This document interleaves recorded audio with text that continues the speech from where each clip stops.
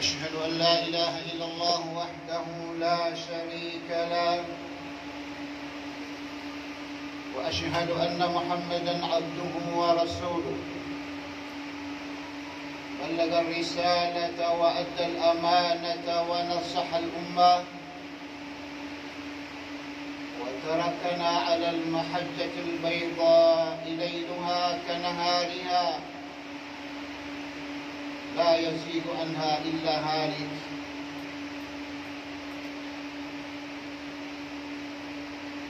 ويا أيها المسلمون عباد الله،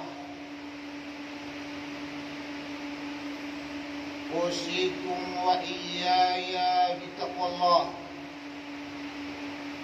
حيث أن الله قد أمرنا بذلك في قوله: يا أيها الذين آمنوا اتقوا الله حق تقاته ولا تموتن إلا وأنتم مسلمون.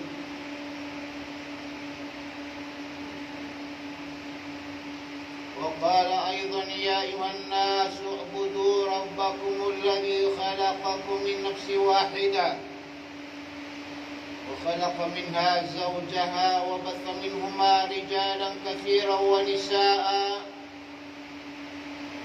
واتقوا الله الذي تساءلون به والأرحام إن الله كان عليكم رقيبا. يا أيها الذين آمنوا اتقوا الله وقولوا قولا سديدا يصلح لكم أعمالكم ويغفر لكم ذنوبكم، ومن يطع الله ورسوله فقد فاز فوزا عظيما. صدق الله العظيم وصدق رسوله الكريم، ونحن على ذلك من الشاهدين الشاكرين. Mga kapatid sa pananampalatayang Islam, huwag nating kalimutan na ang pinakamahalagang dapat pagsusumikapan ng bawat isa sa atin ay ang kanyang maunawaan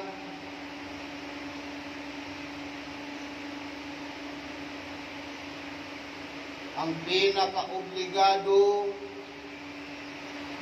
sa lahat ng mga inoobligado. Aujabul wajibat. Ganun din ang kanyang maunawaan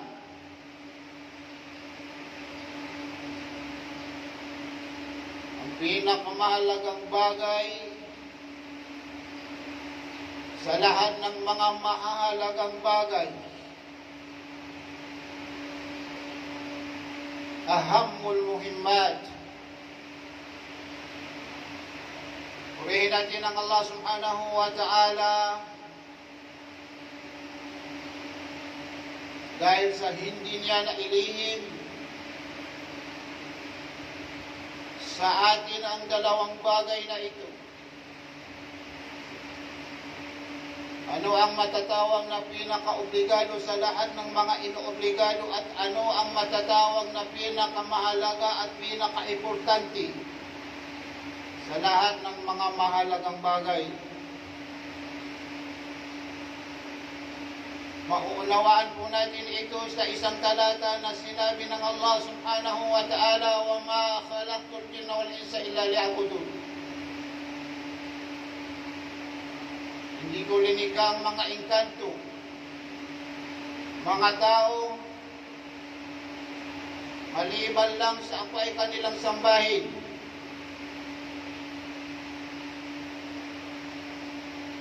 Mga kapatid sa pananampalatayang Islam na papaloob sa talata na ito,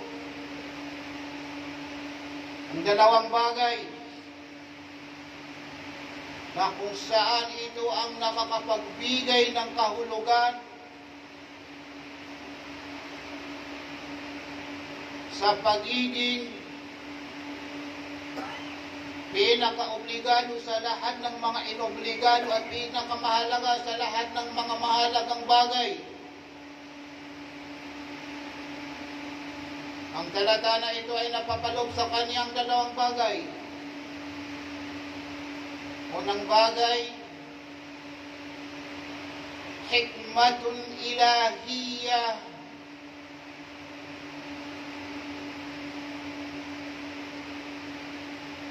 Ang hikmah at ang wisdom na kung saan ito ang dahilan kung bakit tayo linikha ng Allah subhanahu wa ta'ala. Ito ay isa sa mga inaibibigay na kahulugan ng talata na ito. Mauunawaan po natin kung ano ang hikmah, ano ang wisdom. Kung bakit tayo linikha ng Allah subhanahu wa ta'ala. Ang pagsamba sa Kanya. Pangalawang bagay na napapaloob sa talata na ito,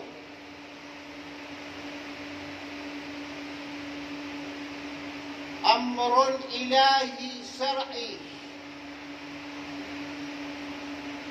ay ang pag-uutos mula sa Panginoon na nararapat sambahin, ang pag-uutos bilang batas sa atin. Ipinag-uutos sa atin na sambahin ang Allah subhanahu wa ta'ala. Kaya nakapagbigay ang talata na ito, wa ma khalaqtul jinna wal insa illa liya'budun. Hindi ko linikha ang mga engkanto, hindi ko linikha ang mga tao maliban lang sa ako ay kanilang sambahin.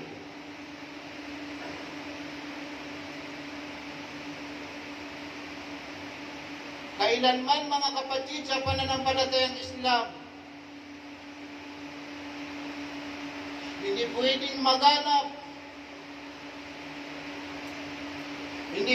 maganap ang isang pagsamba sa Allah subhanahu wa ta'ala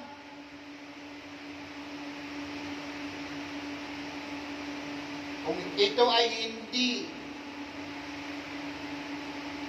maidaan sa tatlong bagay na ito ay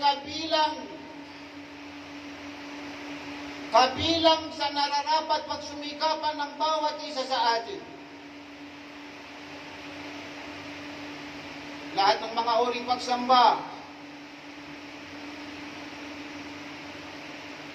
ay nararapat dumaan, nararapat maidaan sa Kanya ang tatlong bagay na ito. Kailanman hindi matatawag ang isang pagsamba sa Allah subhanahu wa ta'ala, kahit anong klaseng pagsamba, kahit anong uring pagsamba, na hindi pinagsusumikapan sa Kanya ang tatlong bagay na ito.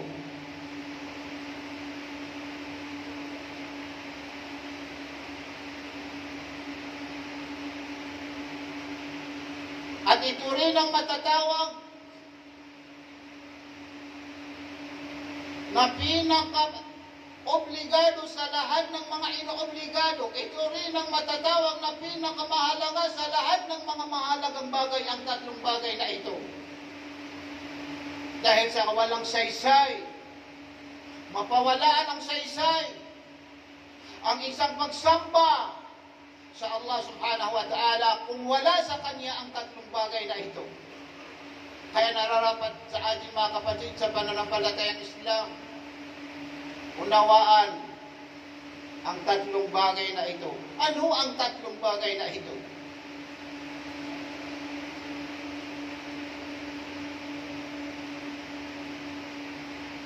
Una,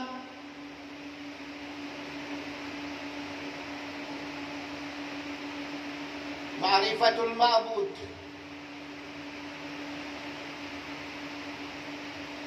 Ang pag-uunawa kung sino ang karapat-dapat sambahin. Ang pag-uunawa sa sinong karapat-dapat pag-uukulan ng pagsamba.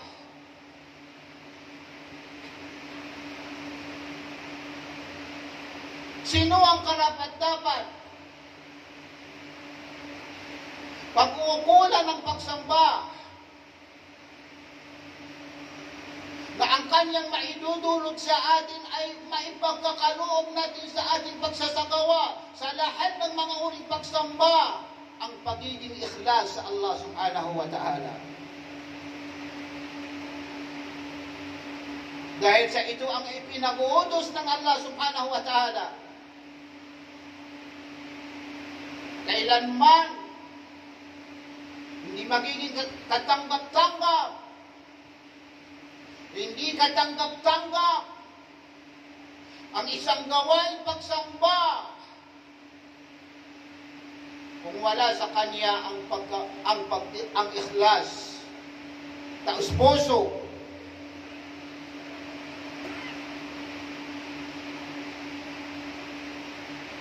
Kaya nararapat, mga kapatid sa pananampalatayang Islam, nararapat bigyan natin ang ating mga sarili ng mga malilinaw na katibayan kung bakit ang Allah subhanahu wa ta'ala ang karapat dapat sambahin. Hindi na sapat, hindi sapat sa atin na isasagawa natin ang isang pagsamba sa Allah subhanahu wa ta'ala. Ang dahilan dahil sa nakikita po natin ng mga tao na sila ay isinasagawa nila ang isang pagsamba na ito. Ang tamang pamamaraan kapag isinasagawa po natin ang isang pagsamba sa Allah subhanahu wa ta'ala ay ibabatay po natin ito sa tamang kaalaman na sinabi ng Allah subhanahu wa ta'ala at sinabi ni Propeta Muhammad sallallahu alaihi wasallam. Ganon din mga kapatid sa pananampalataya ang kahulugan. Kung isasagawa natin ang isang pagsamba sa Allah subhanahu wa ta'ala katulad ng pagsasala ay ang dahilan kung bakit natin isinasabuhay ang pagsasala dahil sa naunawaan po natin na ito ay ipinag-uutos ng Allah subhanahu wa ta'ala. Hindi dahil sa nakikita po natin ang mga tao na sila ay nagsasala. Hindi dahil sa nakikita po natin ang mga tao na sila ay nag-aayuno. Hindi dahil sa nakikita po natin ang mga tao na sila ay nag-hahaj. Kundi ang dahilan dahil sa sinabi ng Allah subhanahu wa ta'ala bilang pag-uutos niya sa atin na magsagawa po tayo ng pagsasala.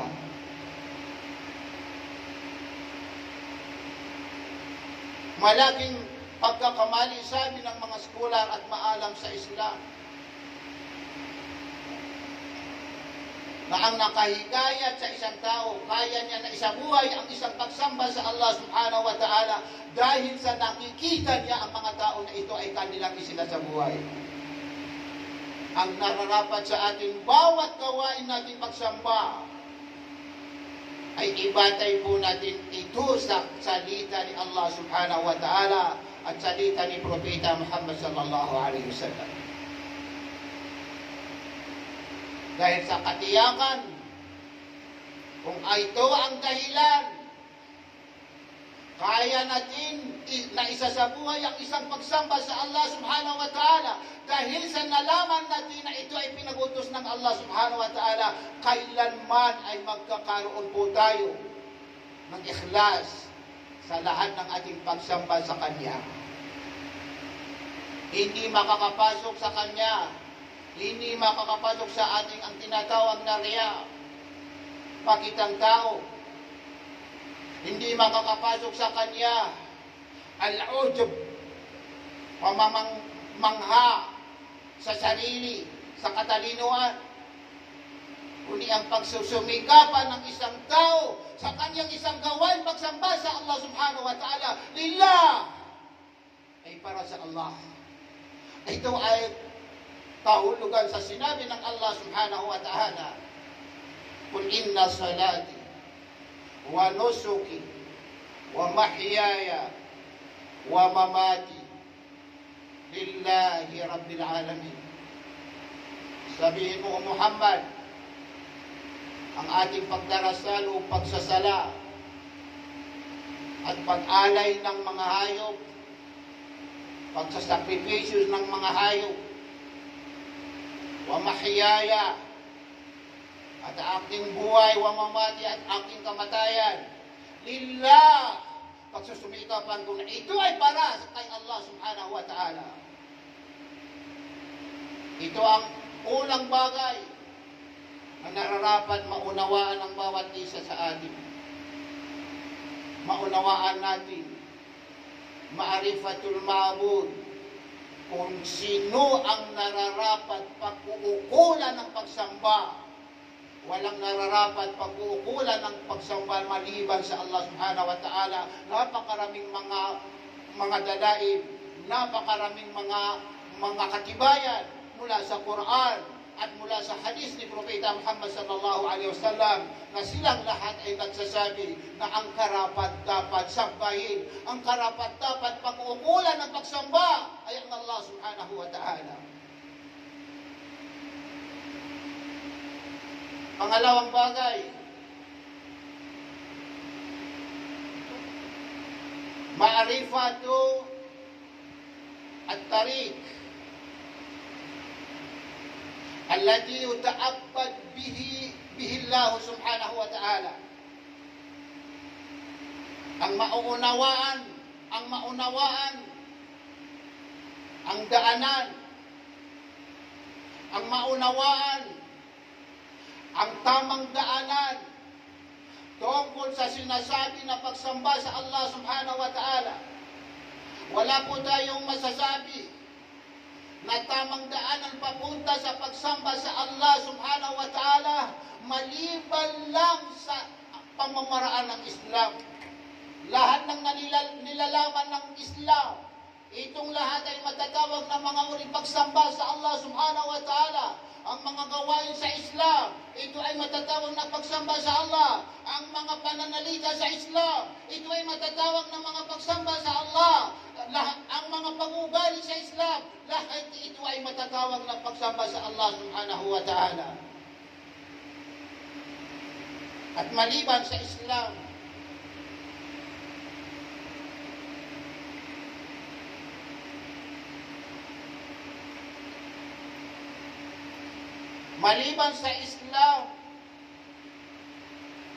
ay kailanman hindi katanggap-tanggap sa Allah subhanahu wa ta'ala.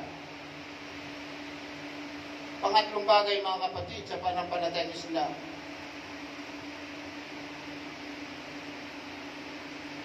ang pag-uunawa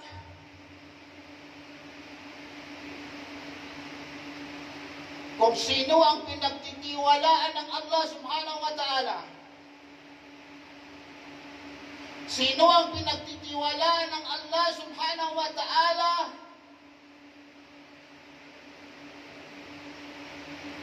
na ipaliwanag ang tamang pamamaraan sa lahat ng tinatawag ng mga uring pagsamba sa subhanahu wa ta'ala. Ma'rifatu man ursila anhu. Ang maunawaan kung sino ang isinugo ng Allah subhanahu wa ta'ala at siya ang pinagtitiwalaan ng Allah subhanahu wa ta'ala na ipaliwanag niya ang lahat ng mga pamamaraan pagsamba sa Allah subhanahu wa ta'ala. Kaya lahat ng mga uring pagsamba sa Allah subhanahu wa ta'ala na ito ay hindi na idaan sa pamamaraan ni Propeta Muhammad sallallahu alaihi wasallam, kailanman ay ito ay hindi tatanggapin ng Allah subhanahu wa ta'ala. Mga kapatid sa pananampalatayang Islam,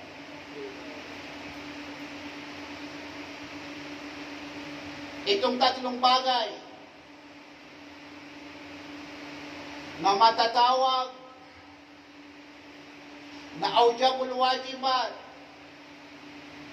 pinaka-obligado sa lahat ng mga inoobligado, o ahammul muhimmat, at matatawag na pinakamahalaga sa lahat ng mga mahalagang bagay. Kaya mga kapatid, malalaman po natin kung sino sa atin ang nasa tamang pamamaraan, kung sino sa atin ang matatawag na nasa tamang pagtatagumpay, kung sino sa atin ang matatawag na nasa tunay na pagtatagumpay kapag ipinatay natin sa tatlong bagay na ito. Ang mga tao sinasamba nila ang Allah subhanahu wa ta'ala. Ang mga tao sila ay nagsasagawa na isang mga uling pagsamba sa Allah subhanahu wa ta'ala na hindi nila iingatan ang kanilang mga intensyon. Hindi nila pinagsusumikapan. Iwasto ang kanilang niya. Iwasto ang kanilang mga intensyon. At gumawa sila ng katambal ni Allah subhanahu wa ta'ala. Nandoon ang kanilang intensyon para kay Allah. Sila ay nagsasala para kay Allah. Sila ay nag-ayuno para kay Allah. Sila ay nag-ahaj para kay Allah. Pero may kahalong intensyon para kay ganito, para kay ganito. Ang mga ganitong klaseng gawain, mga kapatid, sa pananampalatayang Islam ay isang gawain na ito ay hindi na isabuhay sa tamang pamamaraan. Hindi na isabuhay sa tamang pamamaraan. Ilayo po tayo ng Allah subhanahu wa ta'ala sa mga ganitong mga gawain dahil sa masasayang ating mga oras, masasayang ating mga lakas, masasayang ating mga pira, masasayang ating mga yaman na ang inaakala po natin, mga kapatid, ay mapapakinabangan natin ang ating mga gawain pagdating natin sa kabilang buhay.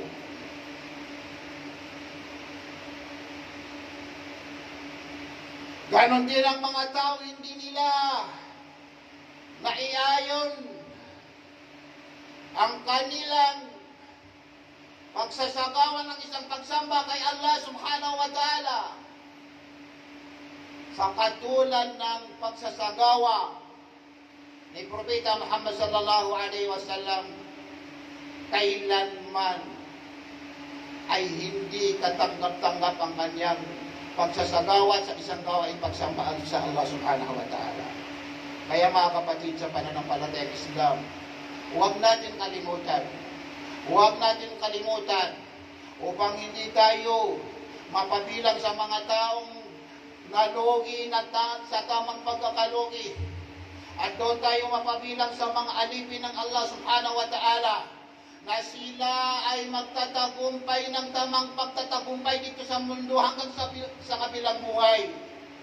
Paniwalaan po natin ang tinatawag na awjabul wajibat, ang pinaka-obligado sa lahat ng mga inobligado. Paniwalaan po natin ang tinatawag na ahamul muhimmat, pinakamahalaga, pinaka-importante sa lahat ng mga tinatawag na mga mahalagang bagay. Aqulu ma tasma'un, aqulu qawli hadha wa astaghfirullah li wa lakum wa lisairil muslimina min kulli dhanbin fastaghfiruhu innahu huwal ghafurur rahim.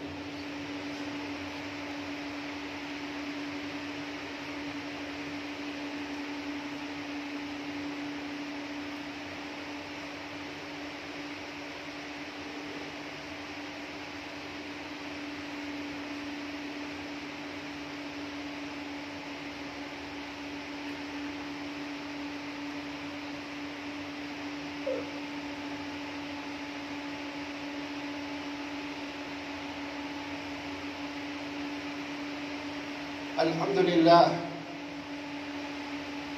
hamdan katsiran kama amar. Asyhadu an la ilaha illallah wahdahu la syarika lah wa asyhadu anna Muhammadan abduhu wa rasuluh.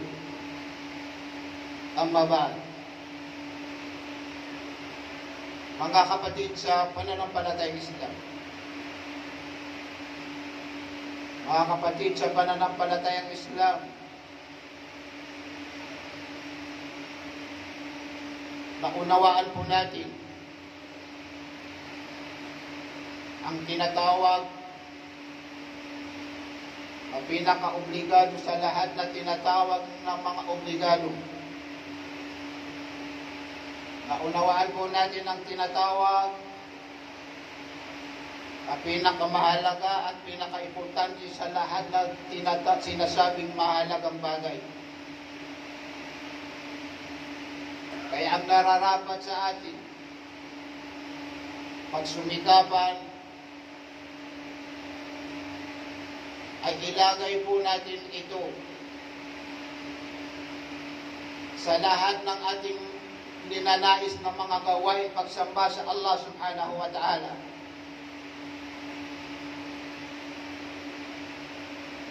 Ilagay po natin ang tatlong bagay na ito sa lahat ng ating mga ninanais,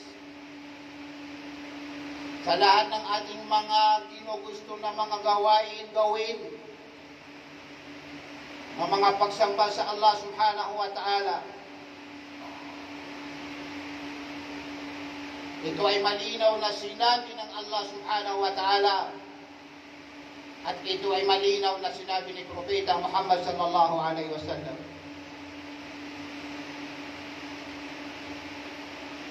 Tungkol sa pagsasala, nararapat sa atin ito sa buhay na wala po tayong intention maliman lang sa ito ay para sa Allah subhanahu wa ta'ala.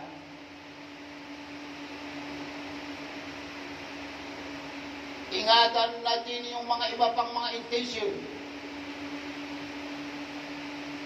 Intention kasi ang dahilan kung bakit hindi natin mapapakinabangan ang mga gawain pagsamba sa Allah subhanahu wa ta'ala sa kabilang buhay dahil sa naihalo sa Kanya ang maling intensyon katulad ng pagkakaroon ng riya, makitang tao. Sabi ng mga ulama, ang isang tao nahaluan ang pinakaugat ng kanyang intensyon ay pakitang tao may nakapagsabi sa mga ulama, masasabi po natin ang kanyang pagsasala ay tamang pagsasala, pero pagdating niya sa kabilang buhay, wala siyang matatanggap na biyaya na ipagkakalog sa kanya ng Allah subhanahu wa ta'ala. Nasira ang lahat kabuuan ng gantimpala na ipagkakalog sa kanya ng Allah subhanahu wa ta'ala dahil sa kanyang maling intensyon ang pagriya, ang pagkakaroon ng pakitang tao.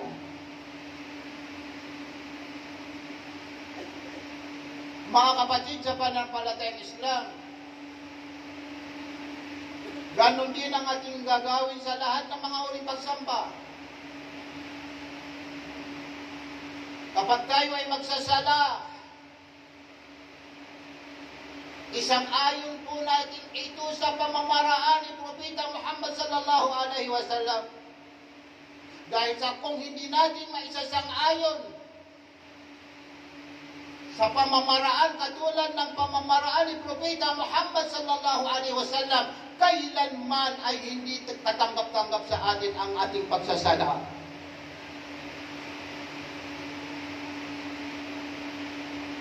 Kaya ipinagutos sa atin ni Propeta Muhammad sa kanyang sinabi, "Sallu kama ra'aytumuni usalli."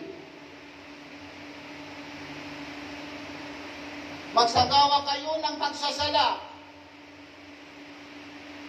na ang pamamaraan kama ra'aytumuni usalli, na kung saan katulad na nakita niyo sa akin sa pamamaraan ng ating pagsasala. Tularan natin si Propeta Muhammad sallallahu alaihi wasallam sa kanyang pagsasala. Ano ang pamamaraan ni Propeta Muhammad sallallahu alaihi wasallam bago niya isagawa ang pagsasala? Ano ang pamamaraan ni Propeta Muhammad sa loob ng pagsasala? Ano ang pamamaraan ni Propeta Muhammad matapos niya ang pagsasala? Nararapat sa atin mga kapatid sa pananampalatayang tularan si Propeta Muhammad sa kanyang pagsasala, dahil sa ito ay malinaw na ipinakutos sa atin ni Propeta Muhammad, sallu kama ra'aytumuni usalli. Ganon din mga kapatid sa pananampalatayang Islam. Isabuhay po natin ang paghahajj, na itulad po natin sa pamamaraan katulad ng pamamaraan ni Propeta Muhammad sallallahu alaihi wasallam sa paghahajj. Dahil sa tiyak at ito ay ipinagutos sa atin ni Propeta Muhammad sallallahu alaihi wasallam sa kanyang sinabi, "Khudhu anni manasikakum." Kunin niyo sa akin. Kunin niyo sa akin ang pamamaraan sa paghahajj. Khudhu anni manasikakum. Kunin niyo sa akin ang lahat ng mga pamamaraan sa paghahajj.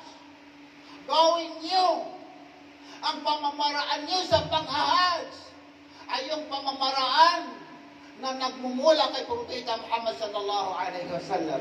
Dahil sa lahat ng paghahajj, ang paghahajj na kapag ito ay hindi na isabuhay sa katulad ng pamamaraan ni Propeta Muhammad sallallahu alaihi wasallam, masasayang ang ating pagod, masasayang ang ating yaman, at wala po tayong aasahan na gantimpala na mapapakinabangan natin pagdating natin sa kabilang buhay. Dahil sa ang paghahajj na ito ay hindi na isang ayon sa katulad ng pamamaraan ni Propeta Muhammad sallallahu alaihi wasallam, kailanman ay hindi tatanggapin ng Allah subhanahu wa ta'ala. So ito ay mapapansin po natin ito mga kapatid sa pananampalatayang Islam. Nakakalungkot, sobrang nakakalungkot na ito ang napapansin po natin sa ating mga kapatid na nagsasabuhay ng paghahajj na hindi nila na isasang-ayon sa katulad ng pamamaraan ni Propeta Muhammad sallallahu alaihi wasallam. Sa una nilang paghahajj ay hindi nila naiwasto ang kanilang mga intensyon. Nandoon sa kanila ang pakitang tao, kung ano-ano ang pinapakita nila, kung saan sila naroon sa mga lugar na dapat puntahan ng mga taong nag-hajj. Ito ay kanilang ipinapakita sa mundo. So ano ang kahulugan? Ano ang ibig sabihin mga kapatid sa pananampalatayang Islam? Hindi natin pinagsusumikapan na maisang-ayon po natin ang ating paghahajj sa katulad ng paghahajj ni Propeta Muhammad sallallahu alaihi wasallam. Ano ang aasahan po natin mga kapatid? Masasayang ang pinakamagandang baon na dapat natin gawin na ibaon natin ito sa kabilang buhay. Ang pagsasala, pinakamagandang baon. Ang pag-aayuno, pinakamagandang baon. Ang panghahajj, pinakamagandang baon pagdating natin sa kabilang buhay. Ano ang masasabi po natin na napaghandaan po natin, na ihanda natin bilang baon para sa ating mga sarili pagdating natin sa kabilang buhay? Kung ating pagsasala ay hindi natin naiayon sa katulad ng pagsasala ni Propeta Muhammad, kung ating pag-ayono hindi natin naiayon sa katulad ng pag-ayono ni Propeta Muhammad, kung ating paghahajj ay hindi natin naiayon sa katulad ng paghahajj ni Propeta Muhammad sallallahu alaihi wasallam. Inna Allah wa malaikatahu yusalluna 'alan nabi ya ayyuhalladhina amanu sallu 'alaihi wa sallimu taslima. Allahumma salli wa sallim ala 'abdika wa rasulika Muhammad sallallahu alaihi wasallam. اللهم إنا نسألك بأسمائك الحسنى وصفاتك العلى بأن تغفر لنا ذنوبنا جميعا دقه وجله وكبيره وصغيره وأوله وآخره وظاهره وباطنه. اللهم إنا نسألك اللهم ارزقنا الإخلاص في القول والعمل. اللهم ارزقنا الإخلاص في القول والعمل. اللهم أرنا الحق حقا وارزقنا اتباعه وأرنا الباطل باطلا ووفقنا اجتنابه. ربنا تقبل منا إنك أنت السميع العليم وتب علينا إنك أنت التواب الرحيم. اللهم أعز الإسلام والمسلمين وأذل الشرك والمشركين. اللهم انصر دينك وكتابك وسنة نبيك محمد صلى الله عليه وسلم. اللهم انصر دينك وكتابك وسنة نبيك محمد صلى الله عليه وسلم. اللهم أت أنفسنا تقواها وإخلاصها وشكرها وصبرها وشفاءها وزكها أنت خير من زكاها أنت ولي ومولاها. ربنا آتنا في الدنيا حسنة وفي الآخرة حسنة وقنا عذاب النار. أقم الصلاة إن الصلاة تنهى عن الفحشاء والمنكر ولذكر الله أكبر والله يعلم ما تصنعون.